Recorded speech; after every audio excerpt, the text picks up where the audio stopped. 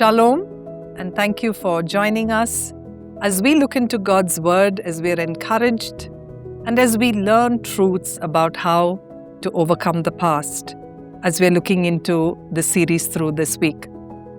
For this episode, we are looking at how we can live unoffended. Overcoming the past doesn't only mean healing from what has just happened. It also means that we choose to live unoffended.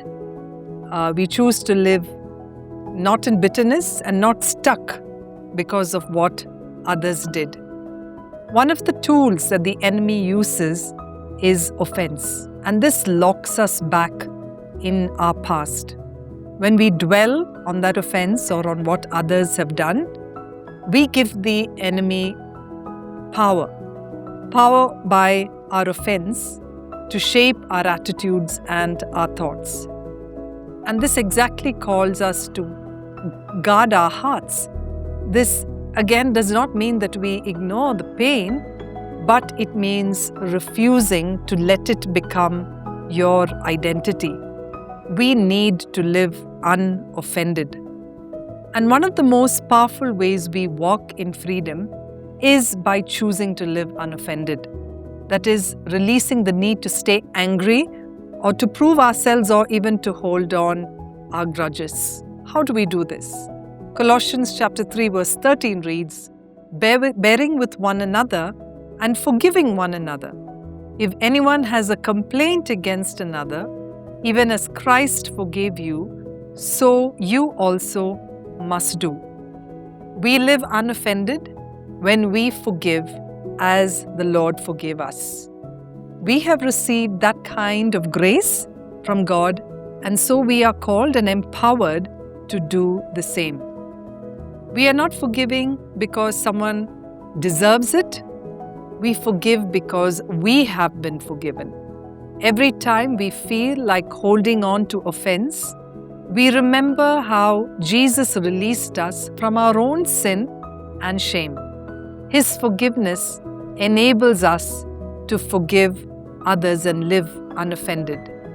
We need to see that living unoffended isn't a place of weakness, it's strength, and it comes from the guidance of the Holy Spirit. It takes courage to let go of what hurts you and trust God to heal you, to restore you, and vindicate you.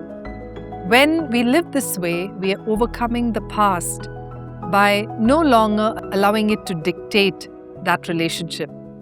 There are some wonderful examples in the Bible of someone who lived unoffended. We see Joseph in the New Testament, who was betrayed by his brothers, sold into slavery, was falsely accused, and was imprisoned for many years. But when he probably had the power to take revenge, he forgave them. He lived unoffended by trusting the bigger plan of God, by letting go of bitterness, and by reconciling with his brothers. Our ultimate example is Jesus. We see Jesus was insulted, rejected, beaten, but yet he never responded in offense. He healed those who hurt and those who left, and he forgave them. Jesus lived unoffended. Today, let's choose to release forgiveness and live unoffended in the freedom of God's grace, knowing that we are no longer bound by the pain of the past, but we are free to walk in peace and healing. Let's pray together.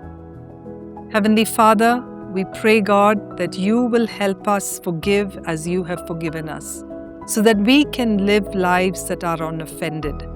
God, may we not choose to give the enemy power over what we decide, Father.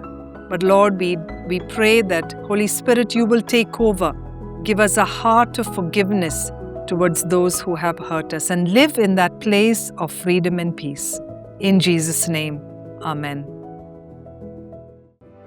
Thank you for tuning in to Living Supernaturally. For more resources to strengthen your spiritual walk, please visit apcwo.org.